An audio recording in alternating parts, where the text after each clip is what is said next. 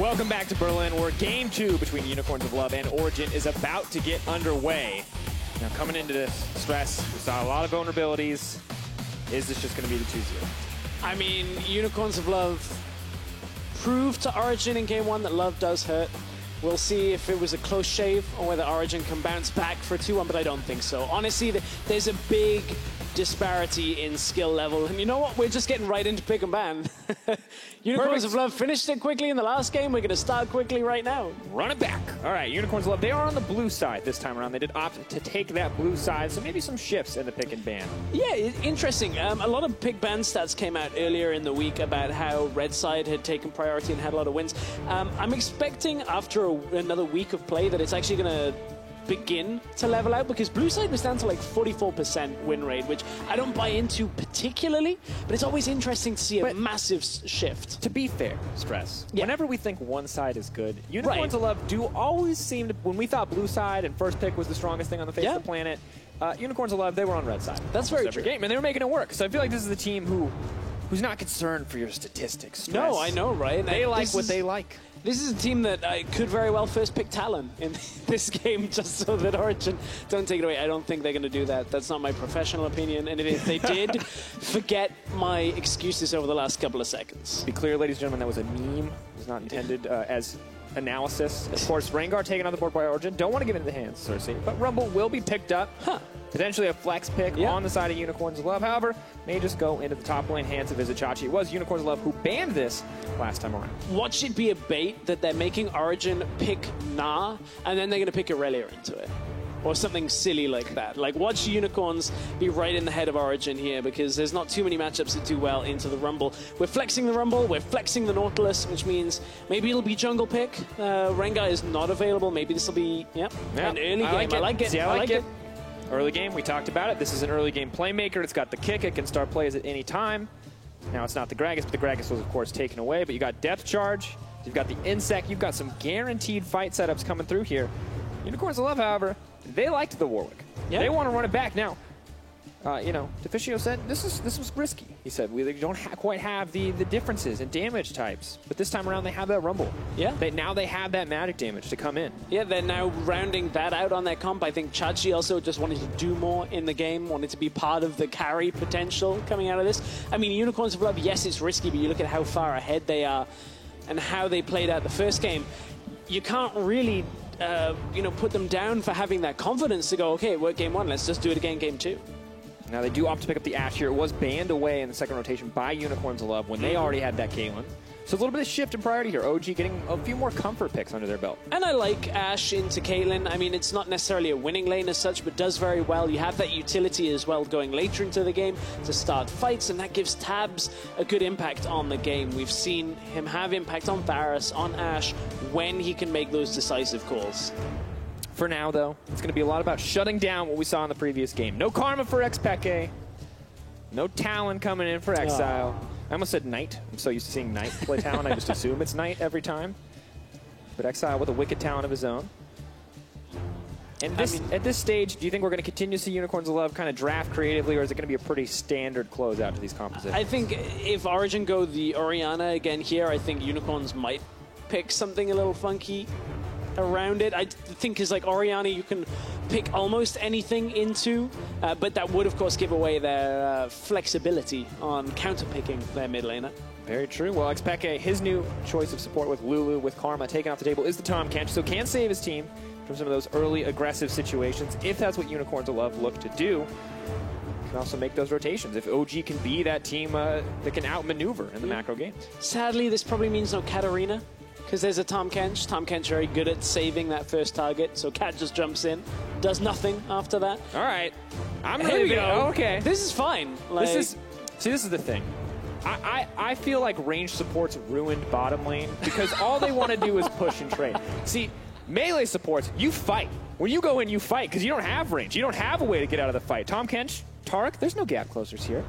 you go in, you go in. So I like this from both sides. We are going to see an aggressive bottom lane stress. Yeah. I'm ready. This is going to be Caitlyn hitting people. This is going to be Taric trying to stun people. Nads cast it in alongside it. We talked about risky. Now we're going like a little bit less wave clear from mid lane, a little bit more heavy snowball. Exile's like, okay, Talon snowball as well. Give me 7 kills on Kassadin and I'll show you what I can do. Okay, not quite as strong in the early game, but I like this from Unicorns of Love. One thing you should always look out for when you're watching a Unicorns of Love game is like small champion synergies, whether it's the Caitlyn Thresh, the Bard Thresh, but you got Taric Kassadin. You're just giving Kassadin CC. When he leaps in, you just attack a stun onto him. Also, though, they did just blind pick Kassadin with, like, Jace and other champions that can do well. Like, Kassadin into ranged matchups does get punished heavily pre-6 because Kassadin can't step forward.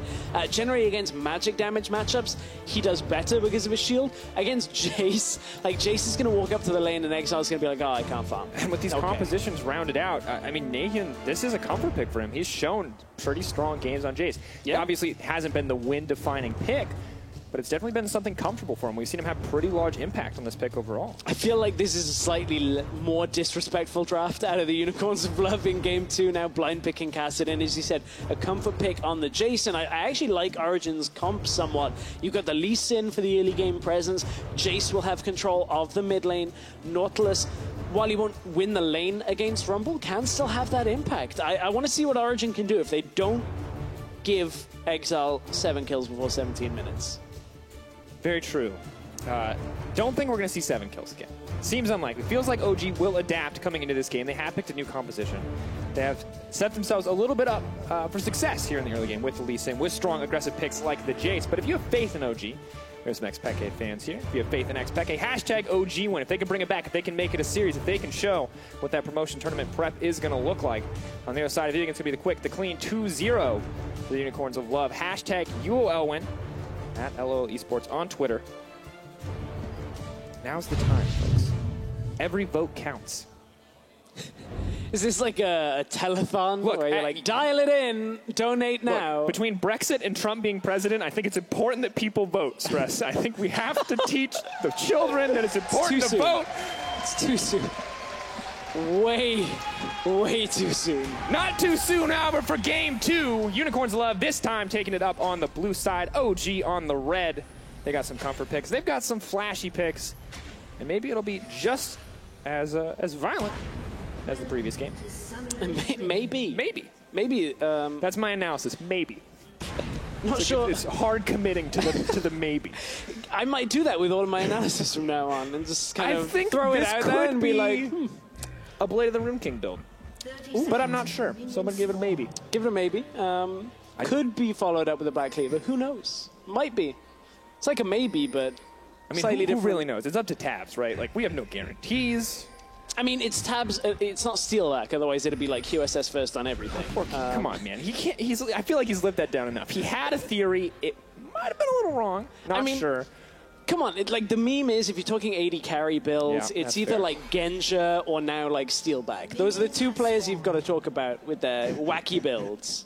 Genja ends up being right like years there's not a Reddit thread by the end of the right? day about Blade of the Rune King, Black Cleaver, Runeans, and Genja being right. He probably played it. I would be stunned. Genja probably played it like in 2012. Blade of the Rune King wasn't even an item then, but he probably played it. Probably did. Prolific 80 carry player. See, I like that Samix and Hylissang are doing this in the bottom lane, but the fact that they didn't dance with Tabs feels a little disrespectful. Oh, that's good damage coming in. I mean, is that indicative? Do you think Samix and Hylissang would just be off at the side in the club, just not talking? Is that what's happening? Tabs, is there like cutting shapes? Look, I mean, that'd be cool. Don't get me wrong. I would instantly gain respect for an LCS player, good or bad, if he could dance really well. So if you're looking to get into the LCS and you dance very well, I will give you my my vote of approval if you can bust a move. For now, however, OG taking the back end of some trades here. The pressure definitely moving in the favor of Unicorns of Love. And for things in the mid lane, it looks even, despite the range advantage Jace has. And top lane even as well. But Syncroft maybe hoping to make a difference. I mean, Exile knows, though, he's conceding so much here because he just wants it to come under the tower. Just wants to clean up that CS, get to 6. Once he's hit 6, everything's fine. He's got TP. He can be wherever he wants on the map, and nobody from Origin can really contend. So For Exile, it's just a waiting game, a patient game. Maybe we'll see Xerxes visit the lane, but I'm not actually expecting it. They've just spotted him out, Oh, no. so Nahian can play around it. Well, now he takes out the buff. It is going to be Lee Sin moving to his own blue buff, making it secure. Do not want to get triple buffed here. But both junglers now on the bottom side of the map. Syncroft well aware. However, going to pick up his blue before he makes anything happen. And for now, it is just the farm game. But that's good. That's what the Warlock wants. Wants to get that level 6. Yeah, wants to hit it, as does Exile wants to get 6. Both of them kind of jump in together. Everything ends up okay. So, Unicorns on the slower early game. We haven't seen a level 3 kill yet. There's nothing going on like that. Chachi's just going to shove out mid lane. As always happens with a Rumble versus any Top lane, tank. what do you mean? Yeah, top Oh, lane. Exile. Ooh. Magic Damage Shield. Flash out. Good start for Nahian. Yeah. Important start as well, because now that that flash is down, Exile won't have the survivability. We saw yesterday when Senkux was playing Kassadin, he kind of just weaved around the tower on a level 4 dive and actually survived in the 1v2. Nearly picked up kills for himself as well. So Kassadin, without that flash, pre-6, easier to kill.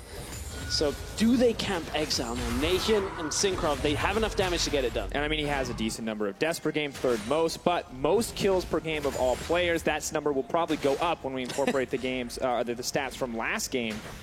You got to keep your eyes on this guy on any Unicorns of Love game, because he's always a part of kills, whether it's good or bad. He is in there. And he nearly broke another record in game 1 of this. He nearly broke his own record of most kills at 15 with 7. Nearly broke it. The 7th one he got 2 seconds after 15. Oh, no. I thought you were saying So he close. nearly broke the 14 kill record, and I was like, was it like 8? No. It was a different record. This is kills at 15. He's got a lot of Nearly. kill-related records, it turns out, as a player who gets at least 5 kills per game. And you gotta think, like, half of that's gonna be like Victor games where he doesn't kill anybody for most of the game, and the other half is like Katarina games where he gets 20 kills, or 40, I guess is the biggest one, 14. Now, the fight continuing. Vizicsacsi, there's no jungler here. Vizicsacsi, for whatever reason, unafraid. Oh, he wants to try and kill Both Sartorius. goes in. Vizicsacsi gonna flash. He's gonna get Sartorius. Oh, his first he blood, got him. Vizicsacsi. Syncroft's taking a ton of damage, but he does get the kill back. That's why Vizicsacsi was ranked #1 on our statistical analysis of top laners for top lane week. Right there. There's the statistics. Trading 1 for 1. That's how you get. In a 2v1. He got it. I mean, sick play. And this is something we heard from Chachi himself. He's happy to take these risks. He says, hey, you want to 2v1 me? I'll take a minute of your jungler's time. I'll kill your top laner anyway, and my team will get something else somewhere else. But for Vizicsacsi, this is just... This trade started with like Chachi on half health and Sartorius on full health. And then Sartorius trades into all of these minions, into the rumble damage. Even gets that overheat. Lands an auto. Eager. And that's that moment where we're like, oh, yes, Vizicsacsi. But if you die there, that is you being dumb as hell. That is you making bad decisions. But Vizicsacsi pulls it off every time, and it's just crazy to watch. Vizicsacsi is the worst solo queue top lane model you can have, because we can't do this. I mean, this man calculates on just another level.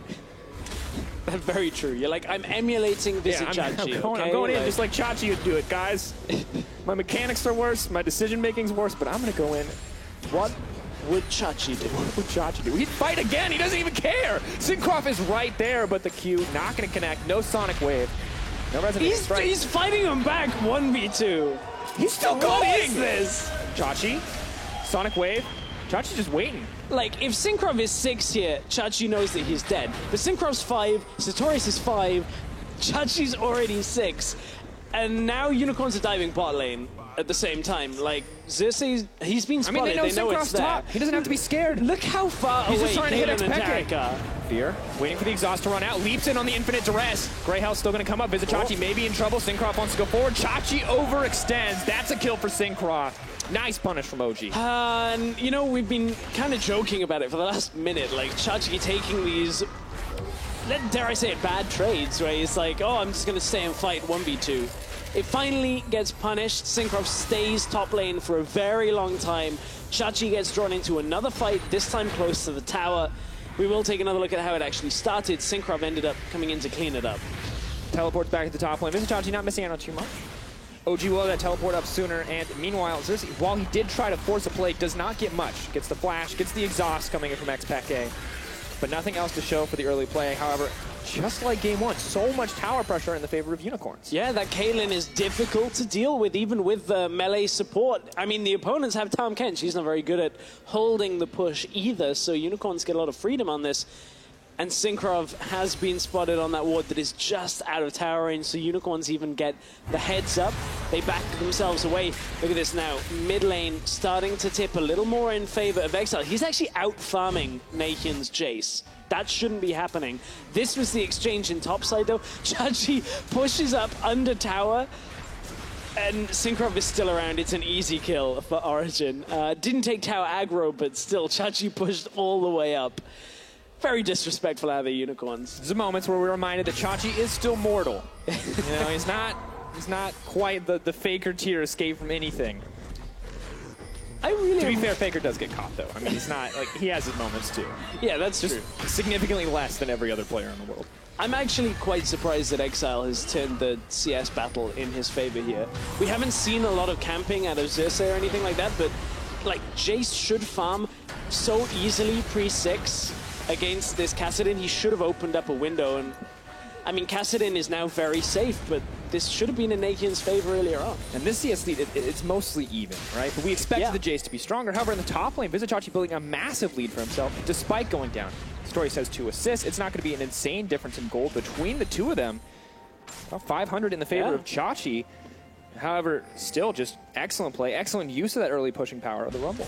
And I want to see how Unicorns can utilize Chachi's lead as we get further into this game. We've got about a minute and a half on his teleport, so not available for any plays here. Sartorius does have his. Arrow connects. Hylissang, where's the ult? Is it going to come out? Samix kicked under the tower. Syncrov goes in, looking for the montage moment, goes back. No acquired taste. Xpeke not looking for a snack, but OG make a play on bottom side, and it's 3-1 in kills in favor of Origin right now. Hylissang did not use the Cosmic Radiance, the ultimate that comes out from Taric, because he thought Samix was already safe. Now Chachi tanks the first shot of the tower. Xerxes wants to go in. What can you do? Locked up, nice flash. Out comes the ultimate. Sartorius set to fall, but can he get the knock up on his Xerxes? He's going to get one back. Nice play. Unicorns really playing this riskily around the map, and Origin are coming out ahead in a lot of these exchanges because of it. Okay, that was a 1-for-1 trade, but again, it was in a 1 versus 2. Origin, they got the kill in bot lane. Now they get the dragon. We'll see what they can do with it. Syncrov is having a much better game this time around. On this Lee Sin, early game focus is able to have a lot of impact. And Vizicsacsi gets a ton of damage on the tower, but Nautilus has the TP up first. He's going to be able to come back to that lane and save it. But Stress, right now, yeah, OG are feeling good, right? Yeah. They're only down a tiny bit of gold. They're basically dead even. They've got a dragon, but both the top lane tower and that bottom lane tower are so low. So all it takes is one kill, one small advantage for Unicorns 11, and they're going to be able to take tower after tower. Yeah, that's the difficulty. That right there is the problem. The Origin have come out ahead on the kills on some of these trades, but Unicorns, it's all about the damage that has already been done. They will swiftly take those 2 towers, and once they're down, it'll be mid lane's turn, and Nahian will have to be careful. Chachi once again taking the trade. There's a lot of magic resist now on Sartorius, so and that's not going to be as easy as it was before. Much more comfortable. Gets max range on the hook, and now Syncrov and Xpeke, they're setting up for a little something. Hylissang potentially the one who's going to be in trouble. Dazzle comes out, mitigating the engage. Xerxes running in as well. Infinite Duress is not available quite yet, so they're running back. They're pulling back. Nahian gets decent damage down. Exile's on the side. Hylissang running for his life, trying to buy time for the team. Out goes Syncrov. Down goes Hylissang. OG come out on top once again, but Exile's not done. Exhaust, he doesn't care. More damage goes out. Infinite Duress not enough. Double flash over. Nahian drops. That's Xerxes with the kill. Yeah, now they're going to transition towards bot side. Tabs does not connect with the arrow. Peke's used his ult. He's going bot. They want to try and chase this. Hits the trap. Nice placement from Samix. Yeah, now it's because Unicorns are trying to get that tower down. That's why Peke comes to the bot side. They group 3 people here. They sacrifice the blue buff in order to maintain this bot tower. They've got enough people to defend any kind of push. Unicorns can push back out the mid lane and keep themselves in an okay spot. Chachi recalled. He's bought himself that Liandry's Torment, has TP available as well. And this is rough too, because you're the Jace. You haven't built a tier. This is all AD. Nahian wants to win these fights. We don't have a blue buff, you don't have a tier, and you're giving a blue buff over to a Kassadin. That is brutal. Yeah, it's brutal, but so was this engage. I mean, Hylissang was trying to go forward, thought, okay, maybe we can take it. They don't quite realize it's basically 2v4 for a lot of the start of this fight, and Hylissang was left on his own to die in the enemy jungle. Again, Unicorn stepping over aggressive. I feel like this is because they know they're up against Origin, they know they can do whatever they want, and in their minds they'll still come out ahead. I don't want to see Unicorns getting into this kind of habit against some of the stronger teams, because we just saw them make improvements against H2K. It can't get looser on this as we're heading towards playoffs. Yeah, and while we have to be concerned for the development of Unicorns left, their chances in playoffs, because they are looking like such a strong team. Origin, they're making great moves here in the early game, but the Unicorns of Love making some of their own. Nathan has to be careful here. Does pull back. However, Syncroft, this man, 3-0-1 on the Lee Sin, making these plays in the early game. And I think if you're a team watching this from the promotion tournament, this might be a pick you just have to ban away. Yeah, I think so too. I think the Rengar looked a lot less, stable for Origin. Nathan's playing with fire here under this tower. Baiting. Lee Sin. Lee Sin? All right, he came in. He didn't want to save the teammate. He wants the montage moment, but there's a creep there. It blocked the shot. Yep. Does get the smite Q. I feel like the Unicorns are in the same kind of mindset as some of the champion designers. When they're like, these would be cool interactions. Unicorns are like, why don't we pair Tarek? Well, this is not a cool interaction for Samux. He's going down, and Syncroft just making plays left, right, and center. But they're going to have to be careful. Out comes the Cosmic Radiance. Hylissang immune to damage for now, as is Xerxes. Lead back to safety. Infinite Duress. Chachi's here. Shut down, Tabs. In trouble. He has the flash. heal. I don't think he's going to make it out. Exhaust. Chachi picks it up with the Electro Harpoon. And now Peke's running. That's a fat, slow catfish, however, and a very hungry wolf. Flash over. Dazzle to stun. Where's the thick skin? Where's the extra health? It's not enough. Xerxes on a killing spree. There wasn't much duress, but he was hungry like the wolf on that exchange. That was awful. I'm sorry. No, I just keep going with it. You know what? Don't backstep, man. You win. When you commit, you just go. I wanted to, but it was really bad. Like, that was such a reach. I'm happy that it was that bad, but we're going to have to see if Unicorns of Love have made an overstep here. Made a bad play for themselves, but nope. Just going to retreat. They have a safe path back into the river. At some point, you got to look at it and be like, okay, 80s pop references probably not going to go. Not relatable. Yeah, I don't think. It's like not the right demographic, right? Maybe. I don't know. Duran fans? Let us know. We should have a poll for like memes and pop culture references, and for how many times Syncroft is going to just kill random people across the map. The answer is a lot. Yeah, and then Xerxes and Hylissang come in and tidy up the 2v3. This is like one of the most painful times. Tabs has just used Flash, and then he gets equalized right on his escape route. All he can do is just walk along the equalizer and be like, this is fine. This is everything I wanted from this escape plan. And then Peke gets locked down. No real escape for him either. Had enough time to make some terrible puns. There you go. You did it, though. Look at you. You made the pun. Someone out there enjoyed it, I guarantee it, and I hope that they let you know. I enjoyed it, Stress, don't worry. No matter what anyone else says. But for Unicorns of Love, despite going even in kills, despite constant trades across the map, and Exile taking some risks on positioning. Oh, gonna have to hold that thought because Peke's coming in. Samux is locked up, but the Sonic Wave goes wide. Hylissang still on the front lines. TP's coming in as well. Where's the Cosmic Radiance? Doesn't look like it's up, doesn't look like it's available, but Xerxes here as well. Exile coming down. He's on to Tabs. He's not concerned about anybody else. The fight keeps going. Infinite Duress. He's exhausted, but Exile's gonna grab one. Out comes the ace in a hole, and it's Tabs who's going to drop as well. Unicorns of Love. It's just a bloodbath for this team. Oh, Unicorns, they just go diving under the tower. No real way for Origin to hold on. They were so low. I like the attempted play out of Origin. I like the start of it, but the problem is Unicorns just had enough of a reaction with this teleport on the Kassadin. Origin weren't playing into it, and now that's the second tower of the game going down. Xerxes is easily able to take this. Drake has so much health coming back on this Warwick. And Unicorns can just clean up every objective left on the Rift. Unicorns of Love, once again, even. We start to get closer to 20 minutes, and this is the Unicorns of Love we expect, making plays everywhere. But this is OG trying to make a play of their own, and I like it. But they just overstep a bit here. Yeah, Xerxes tries to get into the fight, gets there eventually, and Syncroft gets spat right back out, doesn't quite get his way out of the fight. And there's just no real way that Syncroft can do enough damage on his own here. Like, Tabs had hit the ult to start this fight. The follow-up came through, but Unicorns have just been too strong right now. That's a 5-1 Warwick coming at you, and there's no real way of killing him without an Ignite or anything like that. He's not going to do a ton of damage at this point, right? It's a Cinder Hulk and a Tiamat. But with Ninja Tabby, with all that extra health, there's just no one on this team to kill him. The good news, Tab's got a Blade of the Rune King, right? He's got something to deal with the Warwick to a certain degree, but I just don't think he's going to have enough time to sit there and auto-attack the Werewolf over and over and over again. And that's the problem is, if you wanted to put an Executioner's Calling in this build, yes, it would be 800 gold, but think about it, like, we've talked about how the build includes a Black Cleaver, we've seen the Hurricane come out as well, like, those are two items to take a little bit longer. Executioner's Calling would delay it. Yeah, very true, but we saw that graphic on the bottom of the screen. We've seen a kind of a big shift here for Unicorns of Love and how they play the game. Start of the split, very bloody.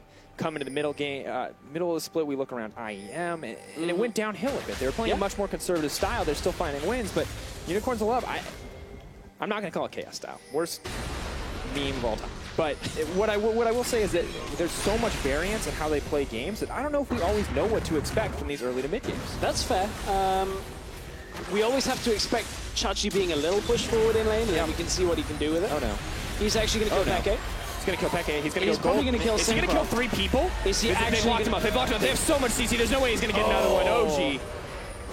Good play in the end, but massively risky. Exile wants to go in under the mid tower, but yeah, that was close. He'll clean it up, though. Oh, no. Goodbye, Tabs. Blade of the Rune King. It's time. Time to run. Time to run. No, infinite duress. Tabs. Goodbye, my friend. You are not going to make it out of there, but Nahun just might. Satorius is there to back him up. Dazzle goes in. Exile so mobile, but he gets knocked back. He gets locked up. Has to flash in the end, but he makes it out. OG just cannot catch a break. Nice double stun off the Exile jump forward. This is what we're talking about. Champion designers are thinking about, okay, if we give Taric like a paired stun with a line, maybe people will like be able to Mumu ult and catch everybody. Satorius tries to hook to safety, but it's flashed in front of. Now he's locked up, but Peke says no. X marked the spot, but it wasn't enough to kill Satorius with the crossover. Now they want to get Peke again, but he's a little too tanky. It's just all about the tower, though. It's all about the tower. It's all about the 7K gold lead. OG, they got the early Drake, but they got the Ocean. Unicorns of Love, they get their mid-game Drake, and it's an Infernal against a team that's already snowballing. That is just unfortunate. Yeah, it is. So this was the setup under the tower. You can see even with that Cosmic Radiance, Exile, and Hylissang able to just tank it up for as long as possible. And honestly, they're so far ahead in this game that, like, against any even team, maybe even like a team like G2 or HOK that would be able to maybe make proactive plays at the same time that worked out, Unicorns will get punished.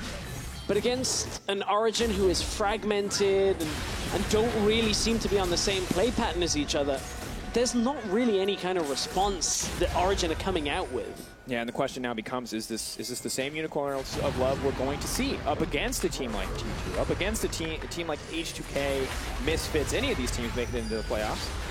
I hope not. Sorry to cut you off. No, I hope not, because it won't be an easy series if it is. And of course, hoping not to see the same level of incredible aggression, not hoping not to see a 7-1 Warwick, I'm sure. Oh, yeah, that's fair. Well, we are now at the stage of the game. 21 minutes, 7K gold lead. It's feeling a lot like game one. Yes, it took a little bit longer to build up that lead. Yes, OG did make moves to come back, but now it's kind of the Unicorns of Love. How cleanly can they close?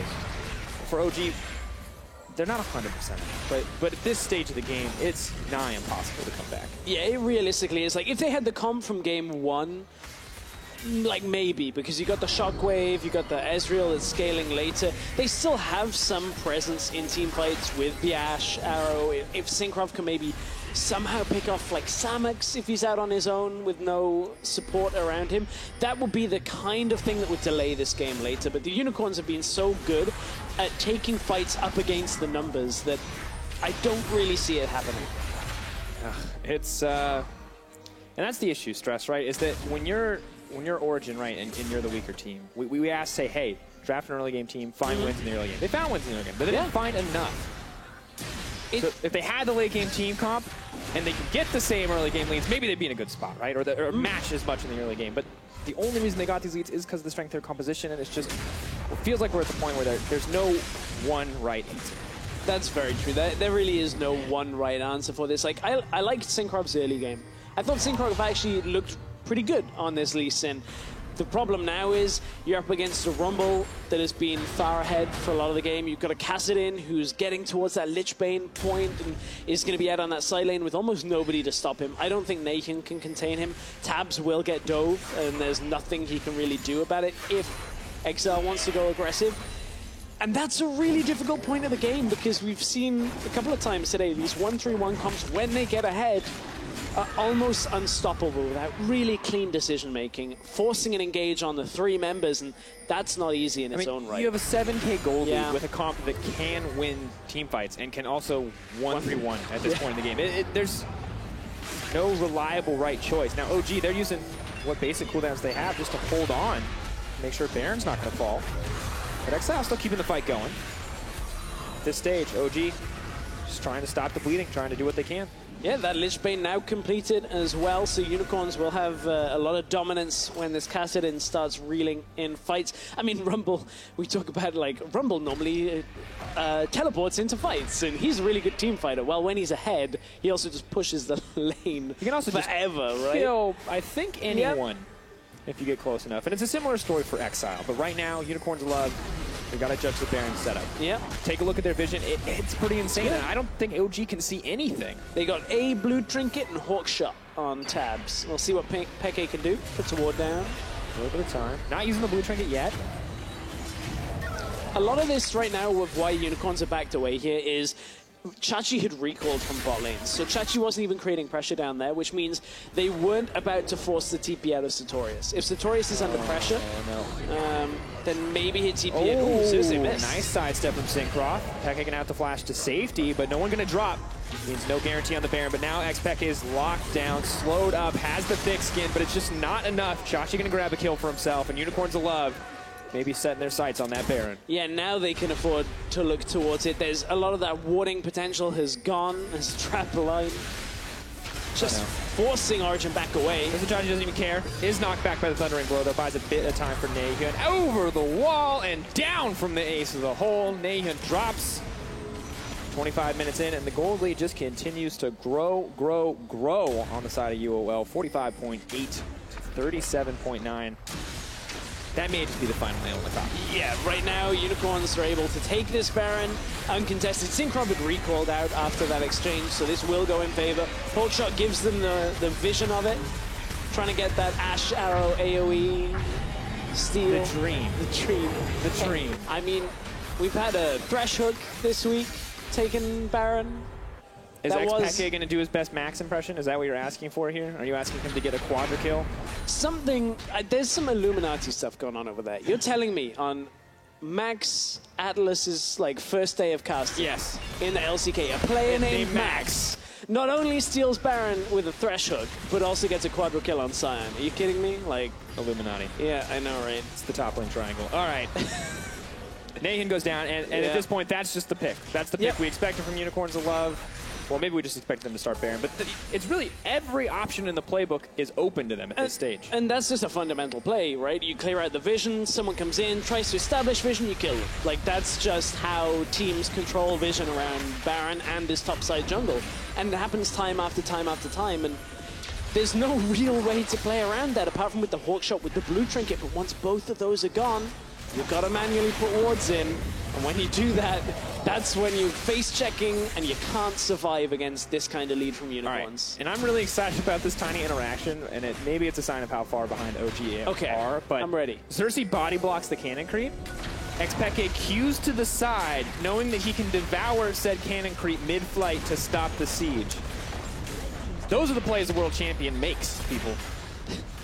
But it unfortunately does not stop the siege in the end, because Unicorns of Love now group up and are able to continue to keep the ball rolling. At this point, the ball mostly rolls on its own. Yeah. It's...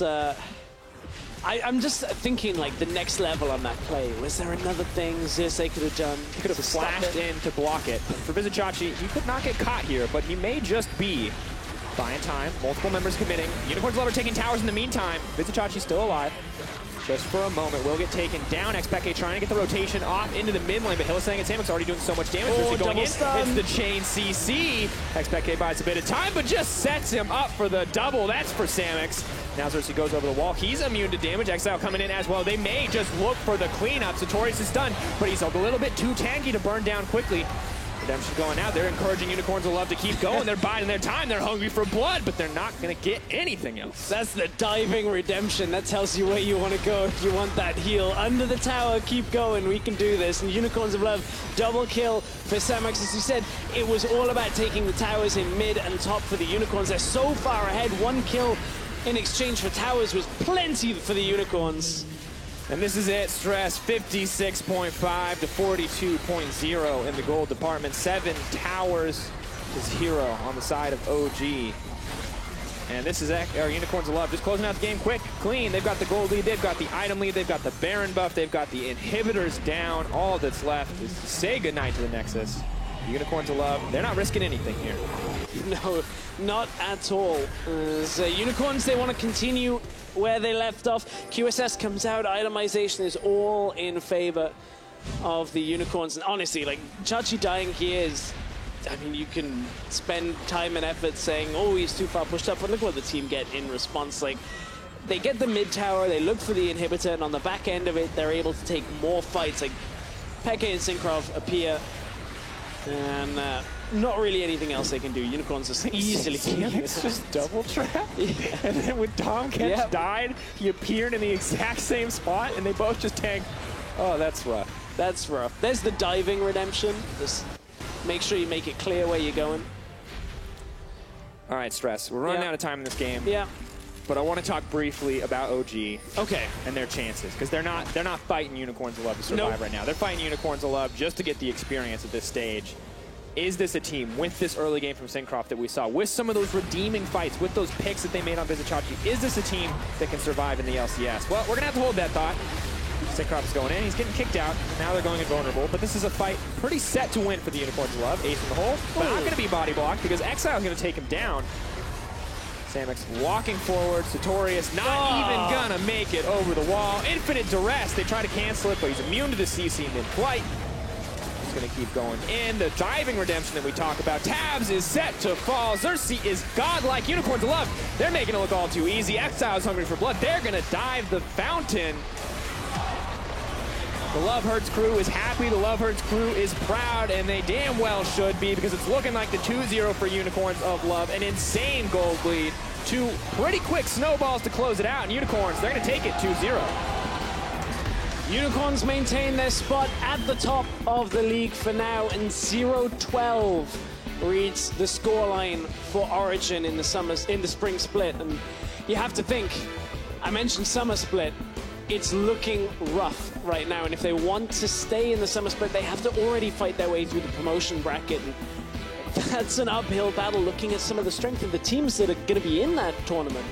And we look at this OG lineup, this is a lot of former Challenger players ported up, brought up to the big league, could not find their mark. Yeah. The question is, now they have a chance at the promotion tournament. Can they make their mark there? Can they bring themselves back into the LCS? Show us something new. They don't have a whole ton of time to prepare either. This is a tight schedule this year. We have that extra week of LCS. That means 1 less week in the season and 1 less week to prepare for those playoff situations, those promotion tournament situations. Yeah, exactly. We showed the schedule, and the promotion tournament starts around the same time as quarterfinals. Like the week after week 10 of the LCS, we're only a fortnight away. And Origin have still got a lot of work to do. You look at the teams from Group A, Giants or Fnatic, depending on how the results go, will be the team in that promotion tournament spot. Misfits Academy doing the unthinkable and beating Schalke, and Fnatic Academy face PSG on Sunday this week. Like, those are some strong teams. I'd be a little worried if I'm Origin right now, but they still have time to turn it around. They still have a couple more LCS series to cut their teeth, maybe try and get to the best point of experience they can do. But Unicorns, they don't need any more experience. They have done a fantastic job for the promotion tournament.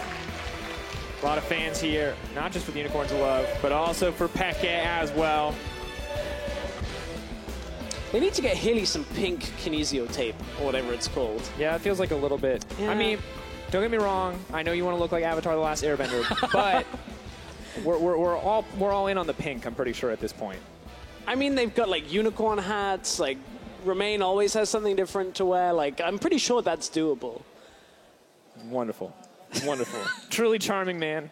But once again, for both these teams, it's two very different stories. Right. Unicorns love this may be the best split that they've ever had. They have looked dominant. They're looking forward to playoffs. For OG, this is one of the worst, probably the worst split they've ever had. But they are still in a promotion tournament. So both these teams moving forward to two very different scenarios, but two very important tournaments for their careers. Yeah, it's interesting because a lot of people would be like, oh, they made finals in their first split. Well, regular season didn't look like that. It was only winning the best of fives against like SK and the teams in playoffs all the way back in 2015 that gave Unicorns some of their craziness and their way to the final. So yeah, regular split is fantastic for them. Overall, though, when we look at it, there's one guy who stood out as a potential player of the series, and who better than the Hau man himself, but Cersei. So, Cersei, I think a bit surprising to see the Warwick coming out here overall, but it was a good pick for him. And my question for you is this something that we're going to see in playoffs? Is this something we're going to see more of, or is this just a, hey, we're going to try something? I think this is more of a, hey, we're going to try something now, and very much like we've seen teams like Misfits do, attempting things in the run-up to playoffs. I mean, one death in 2 games, regardless of who your opponents are, is a good kind of basis to work from. I think the Warwick has its place. I don't necessarily think it's like first pickable or early pickable. You've got to have a good matchup for it, but Xerxes looked fantastic. Yeah, exciting to watch nonetheless. I mean, he did still find really good engages overall. However, for more on that 2-0 win, Pyrotechnics is with Exile from the Unicorns of Love. Thank you very much, gentlemen. Great cast on the day and great game, great series on the day. Exile, you guys crushed it. But I want to ask you about some of those champion choices. Like the casters were wondering, you played some different stuff today. It wasn't just that Warwick. You also played the Talon. You played off Kassadin this time around. Is this something you guys have been practicing on, or just wanted to bring it out on stage? Yeah, we have been practicing those picks for the past weeks, and we felt they are doing really well in swims, so yeah, we bring them on the stage. And for Kassadin, there was like, in game 2, there were so many mid laners spent out that Kassadin was a good choice. So yeah, that's why we picked it up. And yeah, Warwick has always been working out well in scrims. Yeah, and Cirx is just insane on Warwick, so that's why we picked it. Oh, we've seen it a few more times. Maybe we will see it in the playoffs up ahead, but I'm getting ahead of myself. Also, this series, you guys seem to be taking a lot more risks than, honestly, I'm even used to seeing from you guys. Was that a conscious decision coming in today to try and dive as much as you could? We had like a quite good dive composition in game 2. And yeah, this is why we mainly went for it. Like with Taric, Kassadin, Warwick, you can make those dives really easily. Also, Wumble is participating a lot in this. And yeah, just basically 1-3-1 setup with rotating towards mid and diving them. All right, so we're able to excel in that. And looking ahead to next week, you're going to have Splice and, of course, Vitality as well. How are you feeling confidence-wise to finish out strong heading into playoffs? I don't think it matters too much on the enemy. We just have to play our own game, get good practice in the following week. And yeah, then I'm really confident that we can beat anyone. Wow, okay, bold statement. And, honestly, a lot of that's going to affect how the seeding plays out because it's not set in your group just yet. How important is it to you and as the Unicorns to secure that #1 seed to get that bye into playoffs? I mean, it's obviously like if we get place 1 in group, then we instantly go to Hamburg, right? And yeah, this is like what we are striving for. Also, like G2 is the best team in Europe right now. So we're trying to avoid them, like to play them into finals if possible. And yeah, like so it's really important for us to get first seed. Fair enough. So you think you're going to be able to accomplish it pretty easily. And just looking ahead to some of these playoff teams, is there anybody, you mentioned G2, is there anybody else maybe that you're keeping your eye on for the playoffs? Who do you think is a big contender elsewise? I think H2K, Splice, and Misfits are doing really well right now beside G2. Also, Rocket is surprisingly well. Like we saw today in the 2-0 series against Misfits. And yeah, we will see. Like right now we haven't scrimmed Rocket too much, so I can't really tell how good they are.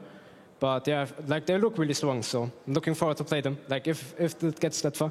Oh, might have to see it. Well, okay, so this is so far one of the most successful splits the Unicorns have had, and it's your second split, of course, with the team. Looking back and just anything you can take away, and why do you think you guys were able to succeed so effectively over the course of the split? I think that Cheap is doing a really good job in coaching us. And also our practice is really good usually. Like I think everyone has a correct mindset of improving. And yeah, this is just, we basically play, we look to improve, and everyone's really motivated to do well. And yeah, this is like the most important key factor in this. And yeah, this is basically, I think we're a really good team right now.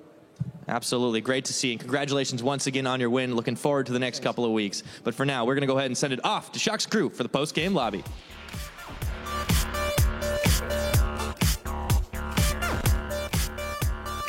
Thank you so much, Pyro, and welcome everybody to the post-game lobby. I am with the Fisho, Maxor, and Unicorns of Love's player of the series, Xerxes, to take a look back on tonight's games. Welcome, Xerxes. Congratulations, and on player of the series as well. So how do you feel you played? I think I played really well. I don't even know I was the MVP until I heard you now. And I'm really happy. Yeah, well, obviously you guys were coming into this as huge favorites, and we had the impression that you guys wanted to try a thing or two. Of course, you got your hands on the Warwick. How much was it experimenting and trying in this? I played it against Splice a few weeks ago, and it didn't go that well. And I kind of gave up since then, and I recently picked up again, and it went pretty good in solo queue and in scrims as well. So I decided to play on the stage again. Yeah, and you guys won 2-0, a very smooth victory in the end for the Unicorns of Love. What we expected, if you show. What we expected, yes. And you actually said earlier today that you wanted to see like clean stomps, and you got it. Yeah. You know, Unicorns Proud of y'all. didn't give Origin, I feel like, any chances, like at all. The first game was pretty clean from us, but the second game was a bit sloppy. Yeah, but that's like that's the standard. You know, you play against a team where you are heavy favorites, you lose focus a little bit. Yeah, a little bit. It's okay. Every team does it. It's always the same. A bit of positive from OG Syncroft. He did pop off on Lee Sin early in game 2. So, you know, It's like watching Max Law. we're looking at things to build on for them for promotion tournaments. So at least it's good that their new jungler is able to make some moves. Yeah, I think his Lee Sin is pretty good. His Rengar didn't have much of an impact in game 1, but I feel like it's a lot harder to have early game impact, as much of an early game impact, like ganking lanes, getting kills on Rengar as it is on Lee Sin, especially since Rengar gets low and hasn't got 3 gap closes if you include flash from Lee Sin. You agree? Do you agree? Yeah, I agree. Yeah. And I think he played really good on the Lee Sin. Why do you not play Lee Sin? Or is it a secret? I'm not a big fan of the champion. And, you know, everybody's... I think if you take every single jungler, most of them play Lee Sin, and, you know, when you think about me, I don't want to be known for my Lee Sin, you know? Yeah. If you would have watched the segment with Xerxes a couple of weeks ago, he actually said that he doesn't have a preference for Lee Sin because he doesn't really think scaling into the game that it is so good. Well, I think I was probably on it. And you're probably on that I was desk, probably on Ouch. it, but still, maybe there's another reason, because like almost every other jungler has Lee Sin as part of their champion pool. It doesn't have to be the #1 pick for them, but they have it somewhere down the list and they can use it. Like Elise is another one where I guess it's the scaling as well. Yeah, that you don't I use. like Elise, but his scale is pretty mash into late game. Yeah. In general, what are we thinking about the current jungle pool? You were mentioning that it's more fun for you to play or not play tank junglers rather, but on the other hand, tank junglers can just go in and then turn each other fight and not be blown up just like that. Yeah, I think it's way more fun to play Graves, Rengar, Kha'Zix, you know, these champs that can do a lot of damage and one-shot the enemy carries. But of course, you could have done that with Gragas back in the day in Season 5. But once you get to mid-late, it's still really... Was that on purpose? Of course it was. No, you were shooting from Vladimir. No. I mean, I was shooting in the general direction. I knew if he juked it, I'd kill someone anyway, you know? Okay. And he juked it, so he killed Ignar. I think he should be reported for that one. But What do you guys think of each other as a jungler? Xerxes, did you see Maxor's series earlier? You guys were probably in the shuttle, but... I managed only to see the second game, and only the early game a bit, and you played really good. thanks. Yeah, I mean, it's true. You guys won the 2 games in a row, and we also want to talk about that series a bit because it was a big surprise to a lot of people. I'm not going to lie. I never thought it would be in 2-0 if it happened. Yeah. It would be very scrappy 2-1, but in the end, you guys just blew everyone's socks off versus Misfits. Yeah, I think we just played the macro really well. We had really good drafts as well, so props to the whole team on that. Did you have good drafts for you? Like, because I feel like some of these drafts, if you put them on other teams, that it's not going to go very well. But it seems like you very much always draft to your specific strengths. I'm thinking of Betsy in specific. Yeah, I think, well, as I said before, if you're 07, you don't have time to improve on every single comp, so you might as well just stick to one style and just work on it as much as you can. I think we're really good macro-wise at 1-3-1. We just need to sort out the early game a bit. Like, there was a solo kill, which is fair enough. It was first time in this matchup. Look at Max Law here. Yeah, POC jumping it off here. But either way, I think our comms were great. We played good. Communication was great. It was just the game 2 was really clean. This game was not as clean, but we had a different type of top laner. We had something that could actually just like go in and engage. And in game like this game, even though we did it, but this is because we had like man advantage for a bit and we had vision control, etc. So we just played our comps really well, I think. This was one of my favorite games all regular season because Same.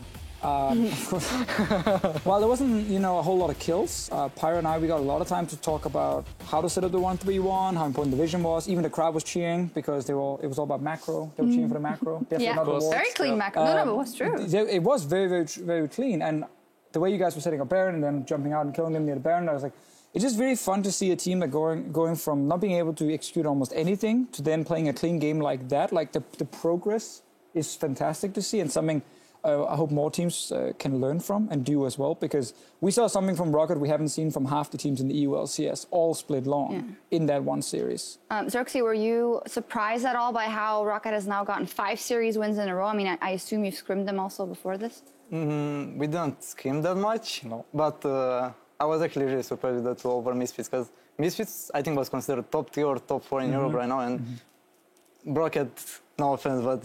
Yeah, no, it's fine. Yeah. And you guys did really well. Yeah, cool. I think so too. I love that Foxy was sitting here last week. Yeah. We were talking. We were like, hey, Foxy, you're building up your name. It's all great, but you got to beat Misfits. Now he's like, no, we're not going to beat Misfits. It's it was more like there's a really small... Yeah, he was like, not really believing it. And then he gets player of the series. He played so well. I love his Gragas. Love his Gragas play. That was fantastic. Yeah. And then you guys actually stomped them. The fish show. We're all like, oh, it's only Gnar, blah, blah, blah. But in the end, of course, they're not the same champions, right? But what you do is kind of similar. As Gragas, you go in, you hit the body slam, you make that work just like you do with Gnar when you're in Mega Gnar.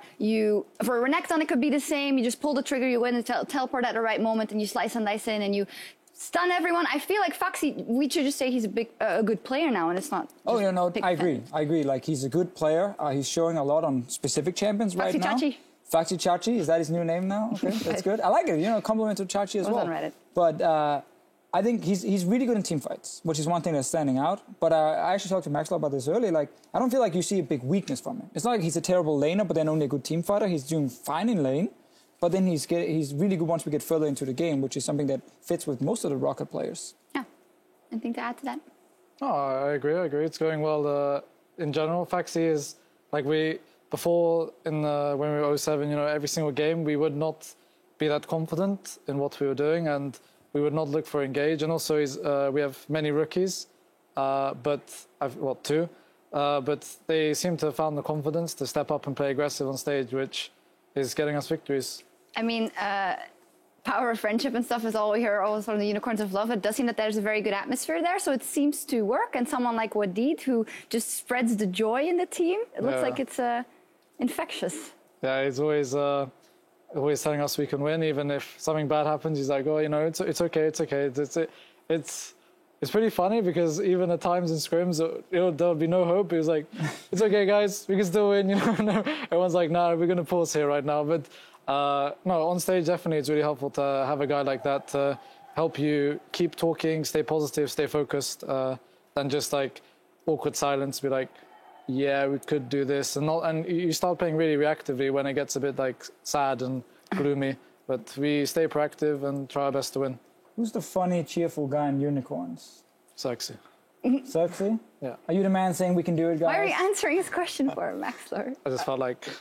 I think we are all funny in our ways. But who's the funniest? Come on, who's the man? Say it. Who's the cheerleader? I think Hilly. Hilly! Oh, Hilly. Support trend. Well, he's he's obviously a quite quiet member. He's not like in the spotlight all the time. Man mostly is obviously, but the members themselves. So yeah, that's interesting to hear. Is he the kind of guy that gets you guys back in the game when you're behind early or this and that? We see him there on screen. Yes, he's talkative in game, and he's usually the shot caller.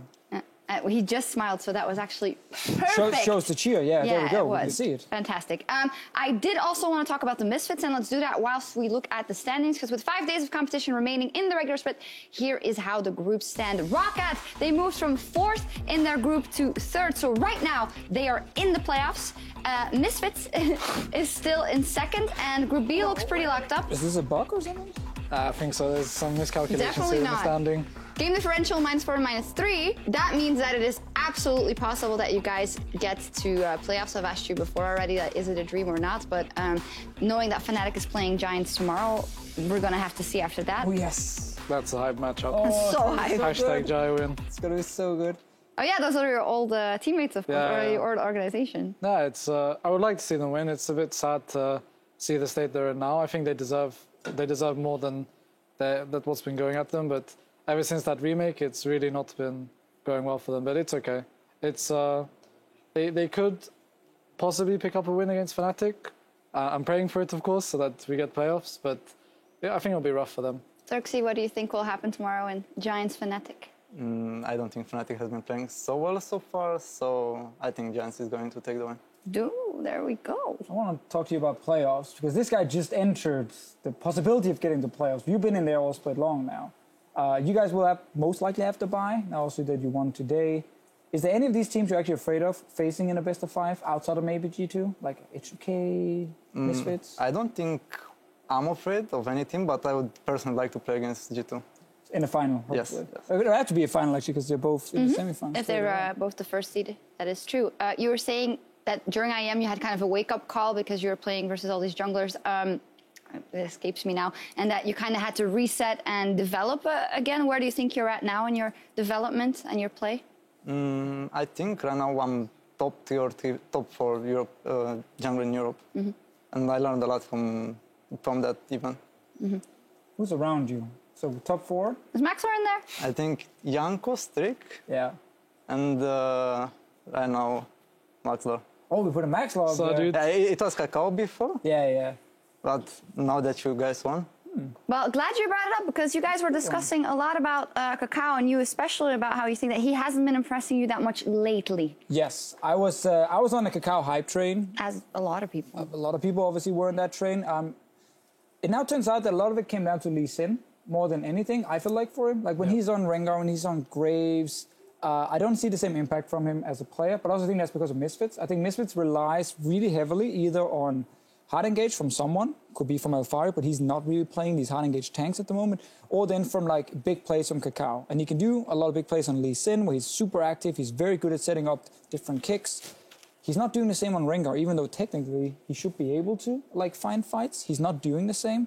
So I think the last few weeks, he's actually been underperforming a little bit, in some of the games at least, which is not what I saw from the start. So I kind of agree. Like he's not actually right now in my like top 3, top 4 jungle in terms of just pure performance at the moment. But I think he gets back up there if he starts playing like some picks like Lee Sin again. Yeah, Xerxes, do you think it's the picks or why do you think it is that he's fallen off a bit? I don't think it has anything to do with the picks. I think maybe he has just a bad game, but I still think he's good, and his listening is really insane. Yeah, definitely good. I mean, he's definitely good. Yeah, fantastic. he's listening, For the sake of discussion, Maxlor, you're in the top 4 for Xerxes, so it's all good. it feels good. Feels Yeah, good. it feels good, man. Yeah, I was struggling to think I was top 5 myself, but I guess ever since we started winning, I've been getting a bit of confidence of myself as well. Well, we happen to be privy to a fan meet where there were so many Maxlor fans Jesus, yeah, all it the was time. crazy. It was really good to see all the love. It must be nice also to just Yeah. be able to do those fan meets again and just hang out and get kind of the positive energy of everyone.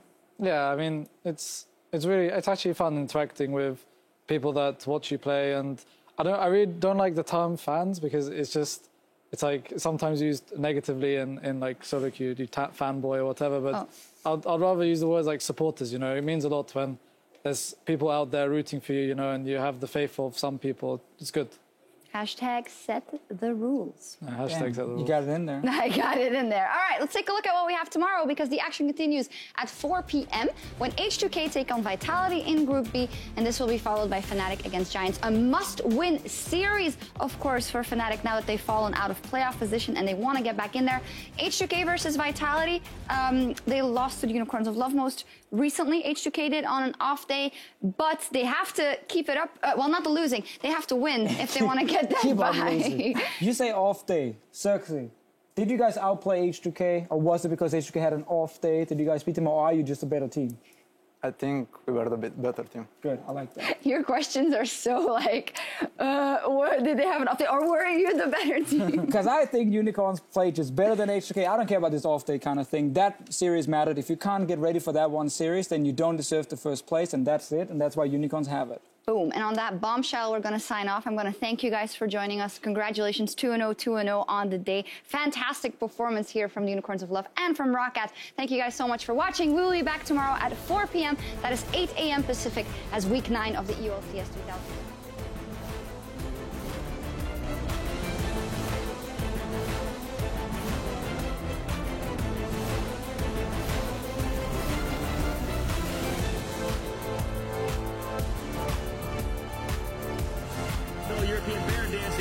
Splits the uprights, but in comes Foxy, looking for Hansama. They've taken him down. That's the start of the fight. The equalizer comes in, and Foxy's burning down to 0. That's a big shutdown for Alphari. Barrel, bring it on, body slam into the chains. Everything fired on the Misfit squad. Alphari's going down.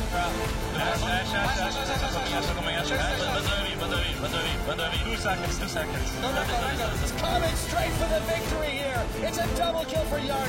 Mr. Scare reaction time. Turn on the equalizer, but it is way too late to lay down a red carpet for Roccat Wanderer right to the face. They take game 1.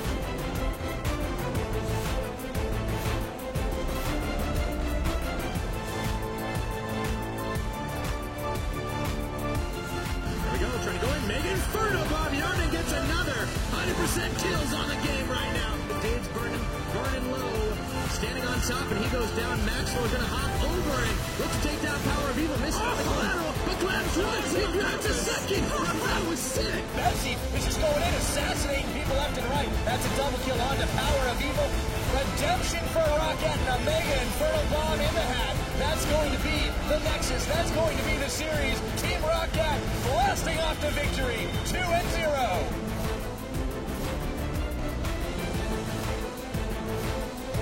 Well, we're excited. The audience is excited, and that means it's time to get into game 1.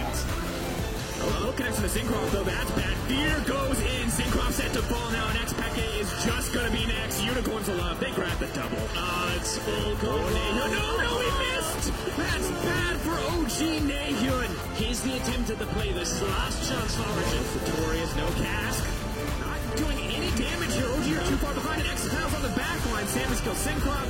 Xpeke is going to fall. They're not hesitating to show it here against Origin as they move on to the Nexus, as they set their sights on what could very well be a 2-0. But for now, it's going to be 1-0 up in the favor of the Unicorns of Love.